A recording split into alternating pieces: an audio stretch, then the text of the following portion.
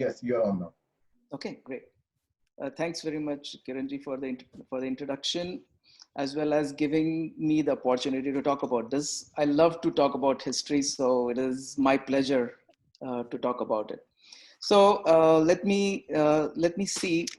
Have will I be able to see the slides, or how does that work? Let me see. So, do you see? Um, can I see what you are sharing? How do let me check? Sorry. Where is it that the slides are visible? Can I see it now?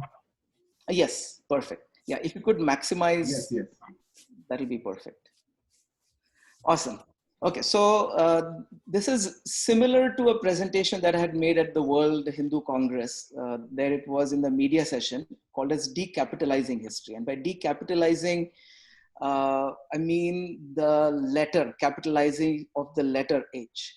So the idea here is that anything that is definitive, I call it capitalization, akin to God, like God with capital G has a definite connotation, definite idea. So history, which is written with a definitive that this is the truth and the absolute truth. That is, I call history with a capital H. So my goal in that presentation, and roughly will be the goal in today's discussion, is also to present an alternative way of looking at the past rather than using the word history. Let's just say looking at the past. Next slide, please.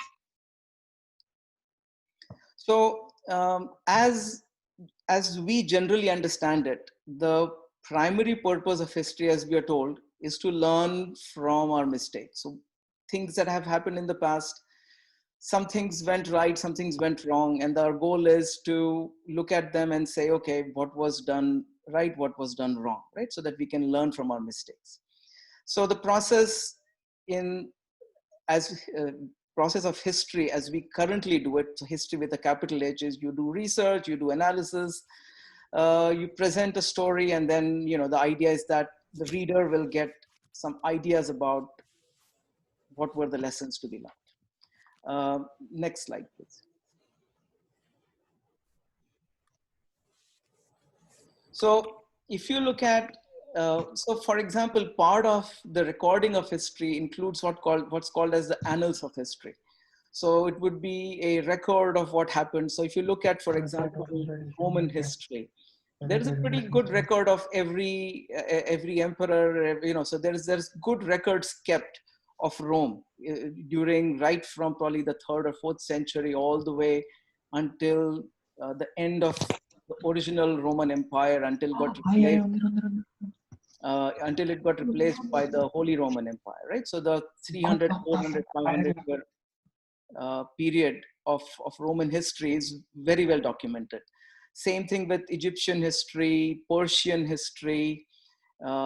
Persian meaning it would be again different phases, but right from even from the period around the Greeks, so 600, 700 BC, even from that period until multiple phases of Persian history.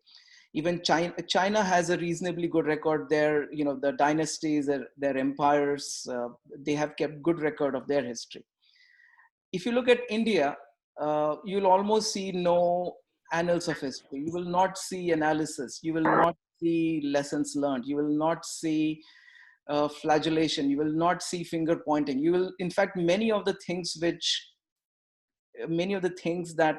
you would think is history, and you were to grade history, you pretty much every other ancient civilization will get an A, except India will get an F if you were to actually look at that. Next slide, please. So that means if the purpose of history is to learn from your mistakes, and if you look at any of Indian stories, so rather than calling it history, if you look at any of the things, Puranas or Ramayana, Mahabharata, you'll rarely see any finger pointing. So for example, we start with the point, for example, in Ramayana, we start with the point in which Ravan has taken over most significant parts of the world. it starts with a problem statement that Ravan has become all powerful and there is Ashanti in all the three lokas, right? So it starts with that. But you don't see anything about, well, when he conquered, somebody was defeated. When somebody was defeated, how was that person defeated? Why was that king defeated? What was the mistakes did those kings make? None of that is recorded. Is that important? Is that not important? Why is it that our ancestors chose not to talk about the rise of Ravan? We just know the story from the point at which Ram is born, and then Ravan is defeated, and then Ram is coronated, right? So if that analysis of history, that finger pointing as to how Ravan became as powerful as he was, or many of the other stories are similarly positioned, you don't really see any analysis. Yet, if you look at the track record, if you look at Rome, Egypt, Persia, China, or Greece. So I take an example of, let's say, look at Greek history. Most of you would have heard of the story of Troy. The Trojan horse was about Troy. There's a place in modern day Turkey. I forget the name. I don't think it's Izmir. There's another place where there was a lot of debate in the 1800s, around 1867 or so, where there was a German businessman who was a huge fan of Greek history, and he was funding a lot of excavations to find where Troy was. So there was a lot of debate going on when ruins were found in that time, what's modern day Turkey, in 1867. There's a lot of back and forth, a lot of historians and archaeologists debated, and finally it was established that the ruins that were found were actually that of Troy, and then that became a significant finding. It was like huge, in which in the world of history and archaeology, that is considered to be one of the major findings, is a rediscovery of where Troy was.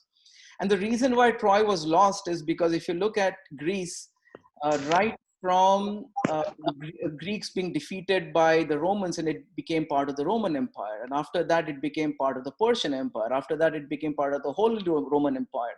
Then it became part of the Islamic Empire. Then it became part of the Ottoman Empire. So about 6 to 7 completely different sets of people ruled over Greece, and any memories of that place, or the stories of that place, got erased and got replaced with stories of whoever was ruling them. That was the story of Troy.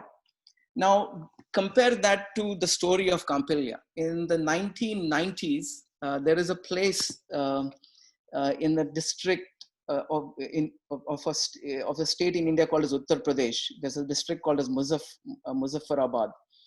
In 1990s, a team of Indian and Italian archaeologists, there was in one heavy rain, a little bit part of a fortified part got exposed, so they started excavating. And so this was in the mid 90s. And by the time they finished excavation, they confirmed that they had discovered Campania. Campania is the capital of Drupad. Drupad, as you may know, was the father of Draupadi from Mahabharata.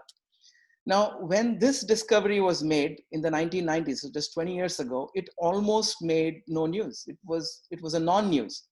So you would think, okay, why would the discovery of Troy be such a major news, but the discovery of Campania not be any news at all? So is it because Indians don't care about history? Is it that we didn't really pay attention to that? Well, the answer is actually much simple. The discovery of Campania was a non-event because, unlike Troy, Campania was never lost. The village outside which Campania was found, even today, is called as Kampil. And even the villagers, even today, used to call that part, which was now completely covered in a mound or a small hill, they used to call it Drupad Killa. They didn't even call it Campania, they called it Drupad Killa. Drupad Killa. So that means, let's assume that if we know that Mahabharata took place around 5,100 years ago, there is a continuous story, and the villagers there knew that this is where Drupad was and this is where Draupadi used to play. And for 5,000 continuous years, India maintained the continuity of the place. And in fact, this is a claim that I make in Operation Red Lotus, that India is the only place where there's an unbroken continuity between the land, the people, and the stories that have been told across the generations. Not even China has that. Once Buddhism uh, became the dominant force in China, many of the Chinese stories got replaced with the stories of Buddha and many other stories which replaced them. So not Africa, not Europe, not South America, not Southeast Asia, not the Middle East. None of the places have maintained, they don't have the track record of India in terms of defending what needs to be defended. So if the purpose of history with a capital H is to learn from its lessons and therefore you don't repeat the lessons, and if India failed in maintaining that, yet if you look at the track record, Rome, the ancient Roman, the ancient Egyptian, the ancient Persian, and the ancient Chinese civilizations have kind of disappeared.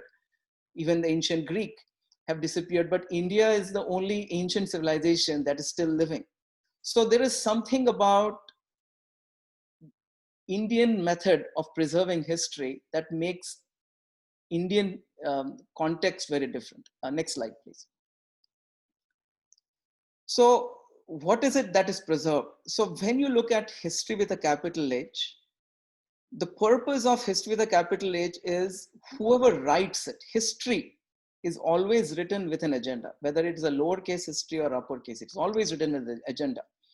History with a capital H is written by those who are in power, and it is what they write. It's a writing history becomes an end in itself. There is an agenda, and that agenda is often self-preserving. So histories get preserved, but the civilizations that the histories talk about tend to get destroyed. So versus what I call history with a lowercase, which would be the Smritis in Indian Sanskriti. Smritis would be the Puranas and the Ramayana and the Mahabharata. The idea is not about the ego of whoever we are talking about, but the primary lessons learned which are implied, not necessarily from the point of view of the person that we're talking about, right? So it is what is preserved. It becomes a process towards a bigger purpose of understanding the story and the civilization that is what you're trying to preserve, rather than the person or the place that you're trying to preserve. So if H with a capital H represents knowledge, history with a lowercase h represents wisdom. So if India gets an F for history with a capital H, I'll say it definitely gets a better grade in history with a lowercase h. Next slide. So Operation Red Lotus, this was a family effort. Me, my brother, sister, brother-in-law, sister-in-law, all of us, my father, all of us worked together. It was like a 3-year effort in writing the book. So we started in 2006 or so and finished in about 2009. The book was published in 2010. The process itself transformed me. So that means what we started off was writing. So Operation Red Lotus, I would say, is history with a capital H. But at the end of that journey, I understood that what matters more, at least from a Hindu point of view, is the wisdom that you can get out of history, not necessarily the specifics of history. So given that context, my personal efforts going forward is, as I was telling Kiran in a different presentation earlier, my interest is in civilizational security. And so history plays a significant role, and history, again with a lowercase h, plays a significant role in that civilizational security. And then that is what interests me. So given the context that a lot of you are high school students choosing, as Kiran said, probably most likely non-humanity subjects as majors, what would be the role of humanities or history specifically for those who are not necessarily interested in that, doing that as a major, right? So in that context, let's look at how is it that what I learned in my journey that potentially could be useful for the next generation. Next slide, please. So let's take a step back and see what is it that, when we say education or learning, what is it that we are looking for? So let's look at three distinct things, and they are all, in my opinion, they're mutually exclusive, and oftentimes they're all packaged as the same.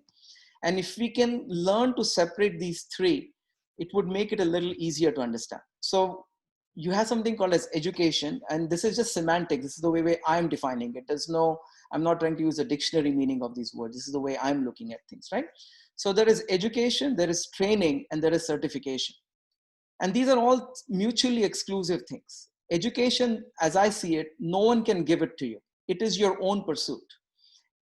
Education should be a lifetime pursuit. This should be something that you should be always looking for ways to educate yourself. This is something what makes you a human. So in our Sanskriti, that would be what makes bhav. So your bhav, what makes you a person, comes from education. And humanities, in my opinion, represent the highest form of education. And therefore, it's too important to be outsourced to colleges. That means humanities, as much as they are important, it should remain a pursuit, and it should be the highest form of pursuit at a personal level. Any help that you can get from any source should be leveraged, but it's something that you cannot outsource. You can't say that, okay, somebody give me an education. Training, on the other hand, training is something that is important. Training is something that you can say, okay, there are certain skills that I want to take, there are certain things I want to use, and this training could help you find jobs. The training could help you become better at certain skills. So in my opinion, colleges are great for training. And then the third aspect is certification. So oftentimes people will say, okay, if I go to Stanford, if I go to Harvard, I'm getting a good education. Well, education, like I said, is nothing to do with where you go. Education is your, again, in my context, education is your personal pursuit. You may get a good training if you go to Stanford or Harvard, but what is sure is that you get a good certification. So don't confuse certification with training. Certificate, the piece of paper which says that you have a degree from a branded university, is still worth a lot. But that doesn't necessarily mean you will get great training. You may get great training, but you may not necessarily get great training. You could be trained incredibly well in a community college. You could learn all the skills that make you, but that doesn't necessarily mean that other people will have that confidence, that the piece of paper which says that, okay, you have a certificate from a branded university, which says. So when you look at learning, I would say that if you keep these three pieces in mind, education, training, and certification, maybe it will help you help you navigate the river of making these choices a little bit easier. Next slide, please. Now, in the same context, what our Sanskriti, what Indian Sanskriti offers, is a slightly different way than what our adopted homeland does. So for example, one of the lines that you hear in America is pursuit of happiness, right? The Indian context is the Indic context, let me say, it's slightly different. We look at what human beings seek in two forms. One is a small triangle, as I call it, a small triangle, and the other thing is a large triangle. The small triangle represents needs. This is something which every human being needs. So the Sanskrit word is artha, which roughly translates as purpose or money. Everybody needs a purpose, everybody needs money. The second is kama, which roughly means pleasure. And moksha is freedom. Now, moksha can also mean liberty and liberation, but that's usually in a context which is it's a different, of the three lokas, the liberation context is in the third level. So for me, at a personal level, these are the three things that every human being needs: artha, kama, moksha, purpose, money, pleasure, and freedom. Oftentimes we confuse these with the larger triangle. So if artha is money, kanchan means gold or wealth. The second is kamini, which roughly the closest English word would be hedonism, the pursuit of hedonism. Happiness could roughly be a combination of these three things, right? And then kirti is fame. Now, by mere definition, wealth, hedonism, and fame are not scalable. That means everybody can't be famous. The mere idea of fame means that, well, for somebody to be famous, other people can't be famous. That means if there are 1,000 people, 5 of those 1,000 people could be famous. The 995 people are not going to be famous. It's simply not scalable. Everybody can't be pursuing fame because 95% are not going to get it. Same thing with wealth. We're not talking about money. We're talking about wealth. That means aggregation of money would be wealth. So when you're talking about seeking wealth, seeking hedonism, or seeking fame, those are not scalable. The question is not about whether one should or one should not. It's just understanding the difference between needs and wants. Once you have clarity between what one needs and what one wants, it makes making choices in your life a little bit easier. Next slide, please. So in the context of capitalizing history, I would also see a mirror of history in life as well.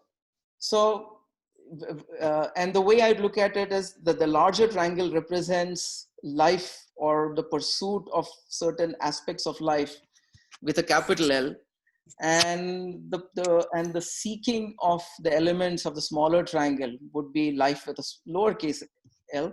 And it's again a choice that you make. This is not something which remember, everything in our Sanskriti, because there is no God with a capital G, because finally the answers always are within you. Those are your choices, because in your own wisdom, you will make those choices going forward, and hopefully you make those choices wisely. That's all that I have for the presentation. I think I was a little bit shorter than I expected, so hopefully that helped you guys. Kiran, if you have any. Yes, I'm going to stop it.